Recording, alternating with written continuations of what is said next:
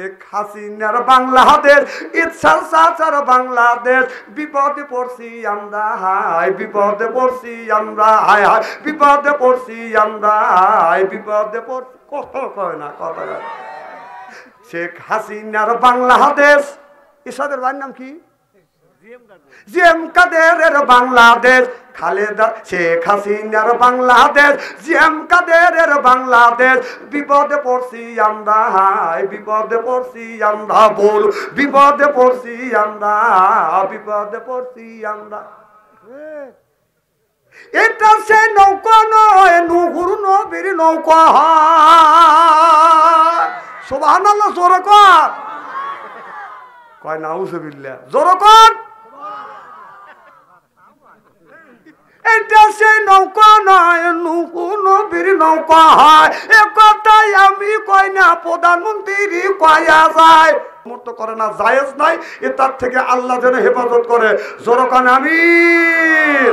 এবার যুবকটা তাহাজ্জুদ নামাজ পড়িয়া, মনে আছে, চোখের পানি ফেলে দিয়ে কান্দে, আল্লাহ রাত পোয়ালি আমার বিবাহ হবে, কে আমার গোসল করাইবে? আমার মাও নাই, বাবাও না। এবার ছেলেটা কাঁদতেছে, বিয়ের সময় হয়ে গেছে, গোসল দেয় না।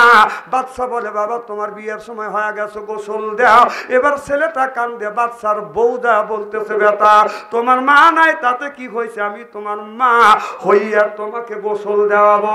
বাচ্চা বলে, বেটা রে তোমার বাবা নাই, তাতে কি হয়েছে, আমি তোমার বাবা। এবার ছেলেটা বলো, হুজুর আমি আপনার মিয়াক বিয়ে করব না। হাদিস শরীফের মধ্যে আছে, ইন্নামাল আমালু বিন্নিয়াত। নিয়াত যার ঠিক আছে, আল্লাহ মনের আশা পুরো করে দেয়। হুজুর নিয়াত করেছিলাম আপনার মেয়েকে আমি বিয়ে করব, কিন্তু আল্লাহ মিলে দিয়েছে, এটা আমার ভুল হয়ে গেছে, ভুল সিদ্ধান্ত, আমি ভুল বুঝতে পেরেছি। ও হুজুর, আমি যদি আপনার মেয়েকে বিয়ে না করিয়া, আমি যদি বলতাম আল্লাহ আমি তোমার চাই, আমি যদি এত পরিশ্রম যদি আল্লাহকে পাবার জন্য যদি করতাম, আমি আমার মাওলাকে পায়া যাইতাম। চিল্লাইয়া কোন মারহাবা।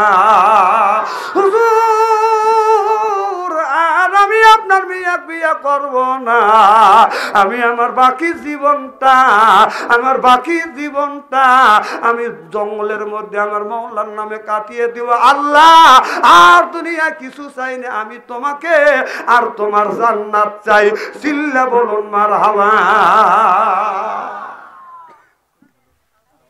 আরো লোক হইতো যদি ইলেকশনের আমদাম যদি না থাকতো।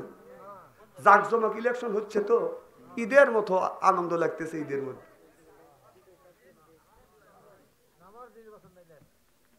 আমাদের প্রধানমন্ত্রী বলছে এটা সেই নৌকা না, এটা হলো নূহ নবীর সেই নৌকা।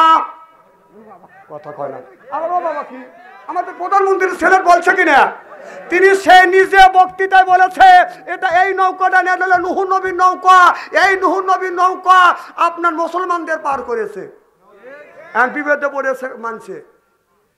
শেখ হাসিনার বাংলাদেশ, ইচ্ছার চাচার বাংলাদেশ, বিপদে পড়ছি আমরা, হায় বিপদে পড়ছি আমরা, হায় হায় বিপদে পড়ছি আমরা, হায় বিপদে পড়ছি। কত কয় না কথা। শেখ হাসিনার বাংলাদেশ, ইসাদের ভাইয়ের নাম কি? জিএম কাদেরের বাংলাদেশ, খালেদা শেখ হাসিনার বাংলাদেশ, জিএম কাদেরের বাংলাদেশ, বিপদে পড়ছি আমরা, হায় বিপদে পড়ছি আমরা, বল বিপদে পড়ছি আমরা, বিপদে পড়ছি আমরা। এটা সে নৌকা নয়, নূর নবীর নৌকা হয়। সুবহানাল্লাহ, জোরে কর। কয় নাউজুবিল্লাহ, জোরে কর। এটা সেই নৌকা নয়, নূর নবীর নৌকা হয়। এ কথাই আমি কই না, প্রধানমন্ত্রী কয়া যায়। কথা কন। তাদের পথে কবুল করুন আল্লাহ, কবুল করুন আল্লাহ। শেখ হাসিনার বাংলাদেশ, জিএম কাদেরের বাংলাদেশ, বিপদে পড়ছি আমরা এখন, বিপদে পড়ছি আমরা এখন, বিপদে পড়ছি আমরা, বিপদে পড়ছি আমরা। চিল্লা বলুন ঠিক কিনে। মুসলমান ভাইরা ওটা ওই নৌকা হইতে পারে হযরত নূহ আলাইহিস সালামের নৌকা। আল্লাহ বানাইছিলেন 1,24,000 চারটা তক্তা দিয়ে। এই নৌকা কয়টা তক্তা দিয়ে বানাইছে, এইটা হলো আমার প্রশ্ন।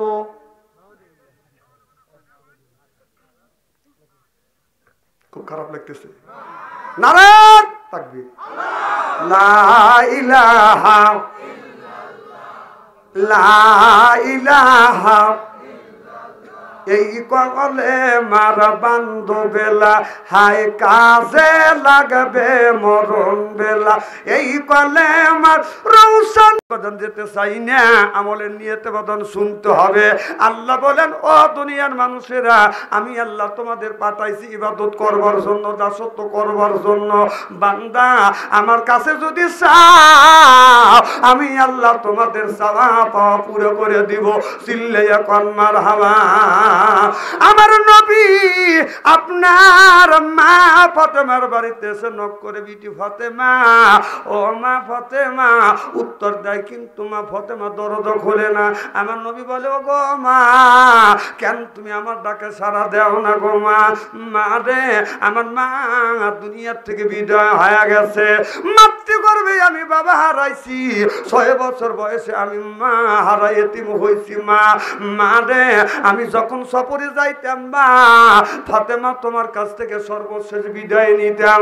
সফর থেকেই আসি আমার নবী সর্বপ্রথম আমার মা ফাতেমার সাথে দেখা করত। নবী বলে, মা ফাতেমা, আমি সফর থেকে আইছি মা, আমি তোমার সাথে দেখা করতে চাই। মা ফাতেমা বলে, বাবা আমি তোমার সাথে দেখা করতে পারবো না বাবা, আমি যেই পোশাকটা পরে আসি গো বাবা, এই পোশাক পরিয়ে আমি ফাতেমা তোমার কাছে যাইতে পারবো না। আমার নবী আর সহ্য করতে পারে না, মাথার পাগড়িটা খুলিয়ে বলে, মা রে, এই পাগড়িটা নে, আমার পাগড়ি পরে আমার সামনে হাজির হও।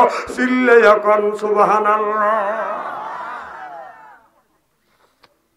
আমার ভাইয়ের, আমার মা ফাতেমা পাগড়ি পরিয়া নবীর সামনে এসে দেখে মা ফাতেমার মুখটা মলিন হয়ে গেছে।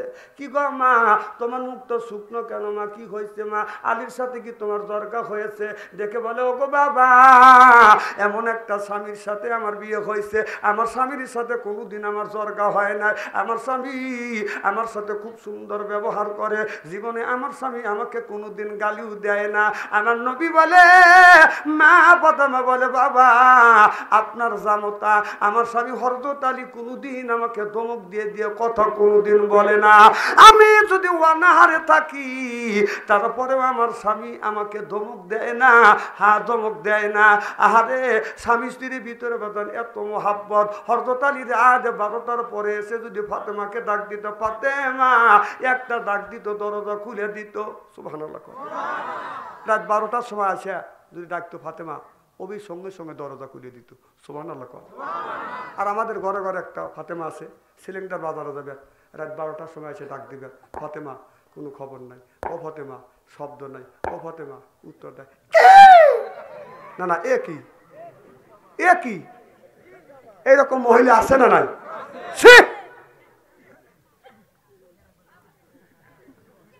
আজকে মা বোনেরা নাই দিয়ে ওয়াজ করে জোর পাচ্ছি আছে।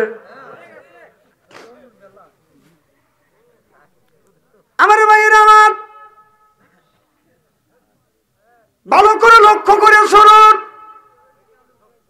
মা ফাতেমা শিক্ষা নিয়েছে মা খাদিজাতুল কুবরার কাছ থেকে। সুবহানাল্লাহ বললেন না? আলী রাত 12টার পরে আসছে, বিবি ফাতেমা বলে ডাক দিছে। ঘরের দরজার কাছে দাঁড়াইছে, যা দেখে ঘরের মধ্যে থেকে গুনগুন শব্দ শোনা যাচ্ছে। আলী ডেকে বলে, এ বিবি ফাতেমা। অমনি দরজা খুলে দিছে, চোখে চোখ লাগছে। মা ফাতেমা হযরত আলীকে সালাম দিয়েছে। রাসূল বললেন, স্বামী যদি বউরে সালাম দেয়, বউ যদি স্বামীরে সালাম দেয়, স্বামী স্ত্রীর ভিতরে মোহাব্বত পয়দা করে দেয় কে? আরো জোরে। আমাদের বউ সালাম দেয়? জোরে বলুন, জোরে কোন?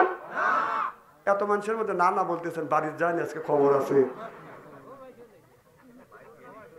বউমান সালাম দিলই না, আমরা কি বউদের সালাম দেই? জোরে কোন? जैसे के तैसे मेले रात के मेले रानी बुत के बुईते नी मेले खापसानी रे खापसानी जरो कन ठीक किने आज के आखिरी मोनाजात करिया बाड़ीते जा बीबी के सालाम देबो बोलेन इंशाअल्लाह बोलेन इंशाअल्लाह आखिरी मोनाजात करे बाड़ीते जा बीबी के सालाम देबो बोलबो अस्सलामु आलाइकुम ও আমার বিবি আমার সালাম দাও বিবি লাকে কাপুরলে হাসবে বলবে দম করা জায়গা হইতেছে ওরা না না অজগবি সালাম দিলে হাসবে না কথা কয় না হাসবে না না না আমাদের ভিতরে সালামের হাস্য নাই ইহুদিদের কথাগুলো আমরা তুলে রাখছি যখন স্বামী বাইরে যায় কাজে যায় ছেলেকে কোলে নিয়ে বলে আমাদের গরিব মানুষ যারা আছে গরিব মানুষের বউরা বলে তোমার আব্বা কাজে যেতেছে বলো তোমার আব্বাক বলো তোমার আব্বাক টাটা দাও সালাম শিখায় না আর এটা হলো গরিব মানুষ আর শিক্ষিত মানুষের অবস্থা কি তা জানেন আমি তোমাকে চিনি নাই কেউ তুমি চালু করবে এটা কি জানি বলতেছিলাম শিক্ষিত লোকের সালাম দেখছেন শিক্ষিত লোকের বউ ওর বাচ্চাকে কোলে নিয়ে কয় ছেলেকে বলে বাবা বলো তোমার আব্বুক বলো আব্বু তা মানে ছেলেও আব্বু কয় বউ আব্বু কয় এটা হলো শিক্ষিত মূর্খের মধ্যে ওইগুলি নাকি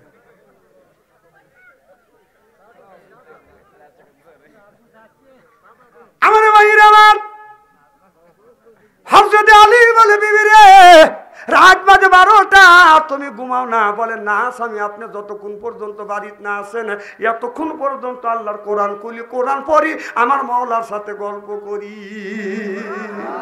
আলী বলে যতদিন যতবার আমার ফাতেমার ঘরে দরজার পাশে দাঁড়াচ্ছি ততদিনই কোরআন তেলাওয়াতের আওয়াজ শুনছি সুবহানাল্লাহ জোরে কর আর আমাদের ঘরে ঘরে যে একটা করে ফাতেমা আছে রাত 12টার পরে ঘরে দরজার কাছে যা দেখেন কোরআন তেলাওয়াতের আওয়াজ শুনবে আর খালি ঘুমের আওয়াজ এক এক ফাতেমার এক এক রকমের সুর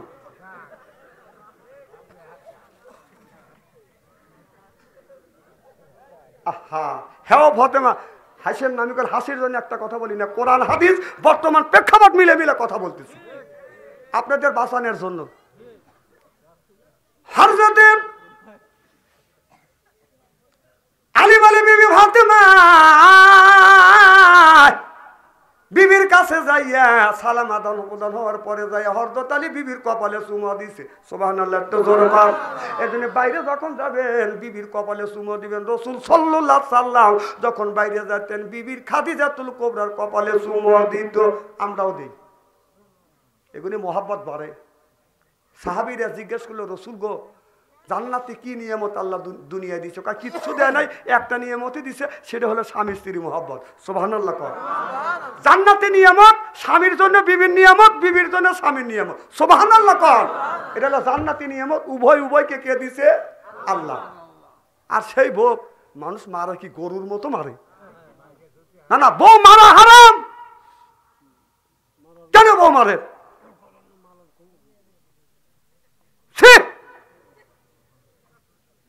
বউ খবরদার মারবেন না যারা এই হাত দিয়ে বউ মারবেন তাদের হাতের মোনাজাত দান খয়রাত আল্লাহর দরবারে কবুল হবে না হতে পারে না যারা বউ মারছেন কে বড় বড় চোখ করছে ওকে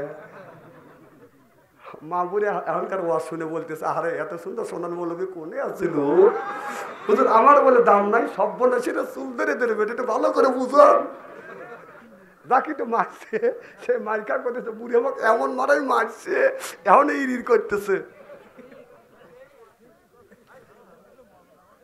মা মন্দির বলি মা আপনার স্বামী আপনাকে মারছে মা সুখবর শুনিয়া যান স্বামী আপনাকে মারছে মারে অত দুঃখ করো না স্বামী রাগের সময় তোমার শরীরে যেই জায়গা আঘাত করছে স্বামীর হাতের ছোঁয়া যেই জায়গা লাগছে গো মা ওই জায়গাটা চিহ্ন করে রাখো মা স্বামীর হাতের ছোঁয়া তোমার শরীরে যেই জায়গা লাগছে দোজকের আগুনে কোনোদিন ওই জায়গা পুড়বে না আর এক মা করতেছে না আমারে ভালোই করছি তাহলে স্বামীর কি রহমতের হাত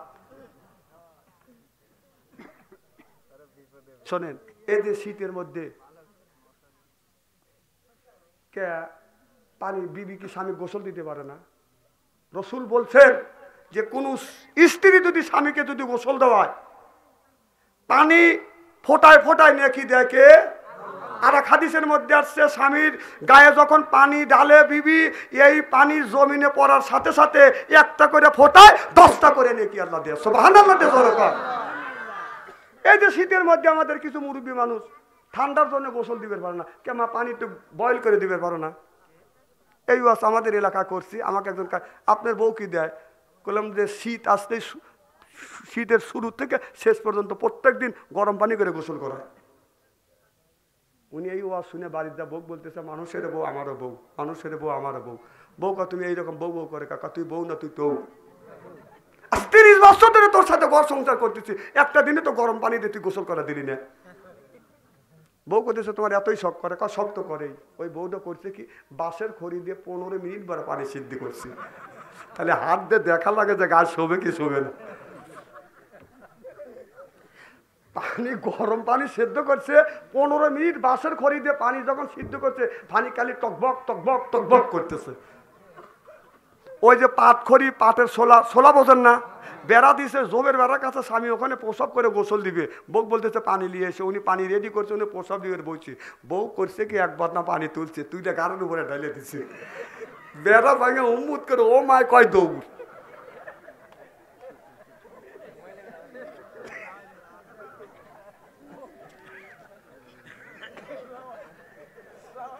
না নেকি আছে, মানুষ মানে কি নেকি কামাই করা লাগবে নাকি? আর এক বদনা পানি তুলে করতেছে, আসে তোমার গোসল করা দে। কত গোসলে পানি লাগবে না, আমার পিঠে চামড়া উঠে গেছে।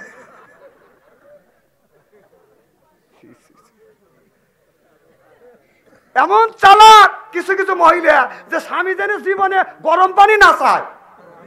আপনারা হাসিতে উড়ে দিচ্ছেন, এত সব এই স্বামী গোসলের মধ্যে। সুবহানাল্লাহ জোরে কর। আবার হাসেন।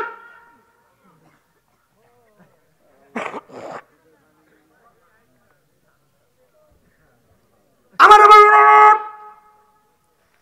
ভালো করে লক্ষ্য করে শুনুন, এ মুসলমান ভাইরা, মা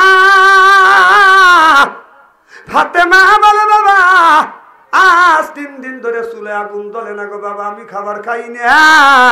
হাসান হোসেন খাবার খায় না বাবা গো, এমন গরিব মানুষের সাথে আপনি আমার বিয়ে দিয়েছেন। ও বাবা, মক্কার মধ্যে কোন ধনী ব্যক্তি ছিল না রে বাবা। ও বাবা, ধনী ব্যক্তি ছিল না, যেই হযরত আলীর আপনার খায়া না খায়ার দিনটাই তার সাথে আপনি বিয়ে দিলেন। এবার মা ফাতেমা যখন এই কথা বললেন, আমার নবী চোখের পানি ফেলে দিয়ে কান্দে আর বলে, আল্লাহ তুমি আমার মিয়া ফাতেমার বিয়ের গটকালি করছো, আমি আলীর সাথে বিয়ে দিয়েছি। আর আমার বিটি ফাতেমা এত গরিব মানুষের সাথে বিয়ে দিয়েছি। আমার বিটি ফাতেমা 3 দিন ধরে কোনো খাবার খায় না। আমার নবী বলে, মা ফাতেমা তুমি অর্থ সম্পদ যদি চাও গো মা, তুমি যেই যাই নামাজ পড়বে, এই যাই নামাজ পড়বার পরে যাই নামাজের কানি উল্টাইয়া দেখবে গো মা, দেখো কি আছে। মা ফাতেমা নামাজ পড়ছে, ডানের থেকে বামে সালাম ফিরিয়ে যাই নামাজের কানি উল্টো দেখে, আপনার ওই যাই নামাজের নিচে স্বর্ণের নহর, হীরের নহর, হীরা কাঞ্চন মানকের নহর। চিল্লাইয়া কোন সুবহানাল্লাহ। মা ফাতেমা বলে, বাবা আমার যাই নামাজের কানি উল্টো দেখি বাবা, হীরা কাঞ্চন মানিক জহর। আমার নবী বলে, বিটিরে সব আল্লাহ তোমারে দিছে, তুমি জান্নাত চাও না নহর চাও? বলে, বাবা আমি নহর চাই না বাবা। আমার নবী বললেন, এই স্বর্ণ নহর যদি, এই স্বর্ণ হীরা কাঞ্চন মানিক যদি নেও মা, জান্নাত পাবে না। আর যদি এইটা না নিয়ে যদি স্বামীর ঘরে সংসার করো, ধৈর্য যদি ধরতে পারো, আল্লাহ রব্বুল আলামিন তোমার জান্নাত দিয়ে দিবে।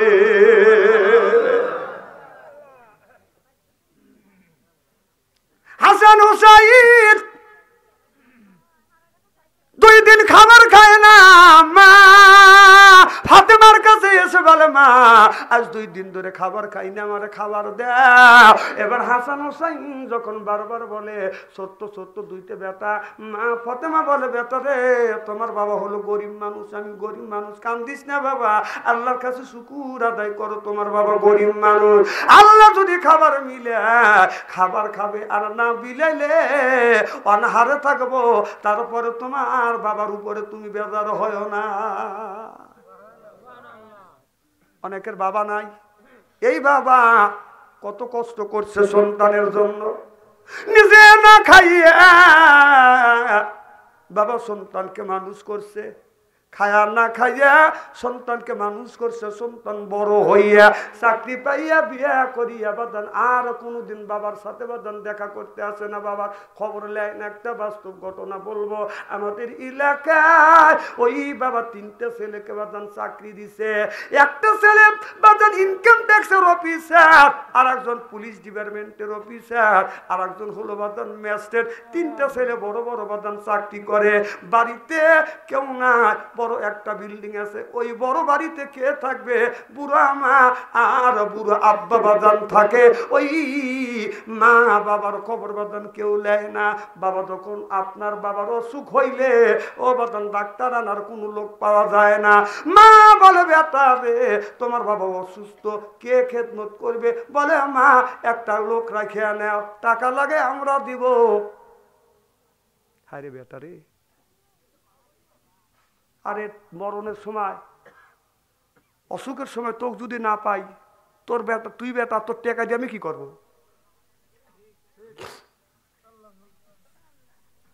আরে ভাইরা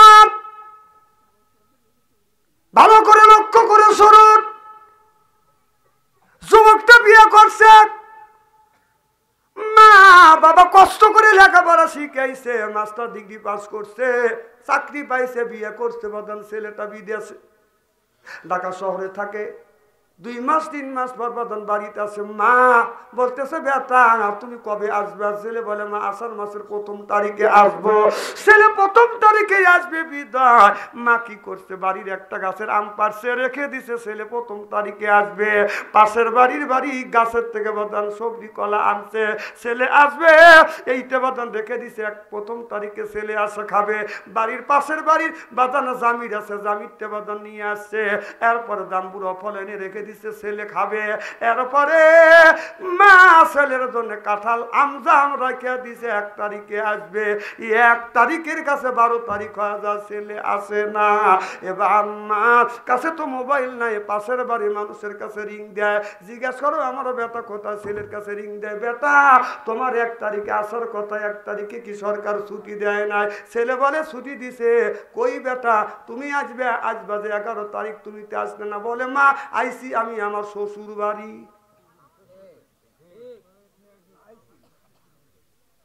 আইসে শ্বশুর বাড়ি, মার সাথে দেখা করতে আসে না।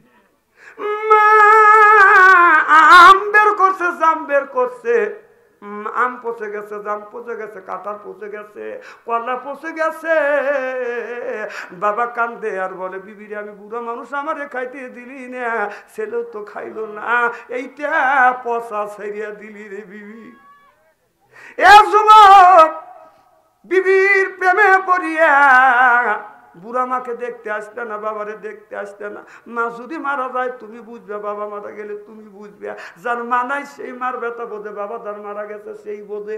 ও যুবক আমি একজন বাবা, আমারও একটা বাবা ছিল, আমার বাবা 97 বছর পর্যন্ত বেঁচে ছিল, আমার মা 112 বছর পর্যন্ত বেঁচে ছিল গো বাবা।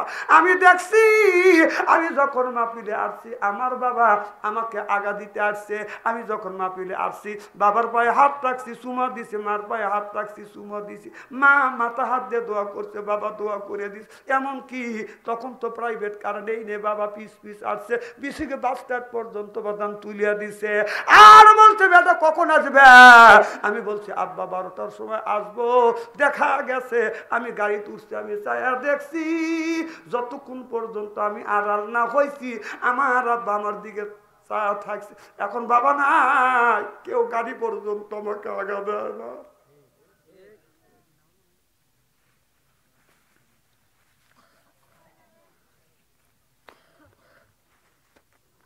এ যুবক আমি দেখছি রাত 11টা যখন বেজেছে, বাবা আস্তে আস্তে ওঠে। মা বলে ওঠো কেন? কয় ছেলে আসবে, ভয় পাবে, 3 রাস্তার মাথায় যাবা যান দাঁড়া থাকছে। দেখছি বাবা 3 রাস্তার মাথায় দাঁড়া থাকছে, ডান রাস্তা দিয়ে যায়নি, আমি যদি বাম রাস্তা দিয়ে আসি। 12টার থেকে 1টা 2টা 3টে পর্যন্ত অপেক্ষা করছে, আমি আসিনি। 3টে যখন বেজেছে আমি রাস্তার পাশে আসছি, এসে দেখি আমার বুড়ো বাবা 97 বছর বয়স তরতর করে কাঁদতেছে। গা হাত দিছি, কি বাবা আপনার গায়ে ঠান্ডা লাগছে? ও বাবা কখন ধরে আপনি আসছেন? বাবা বলে বেটারে আমি রাত 12টার থেকে 3টা পর্যন্ত তোমার জন্য অপেক্ষা করতেছি। চলো যাই বেটা, আমি তোমার জন্য অপেক্ষা করতেছি। দেখছি ও ভাই বাবা যতদিন বেঁচে ছিল আমার বাবা আমার জন্য 3 রাস্তার মোড়ে দাঁড়া থাকতো। এখন বাবা না ভাই, আর কেউ আমার জন্য অপেক্ষা করে না বাবা। এখন বাবা না ভাই, আর কেউ আমার জন্য অপেক্ষা করে না।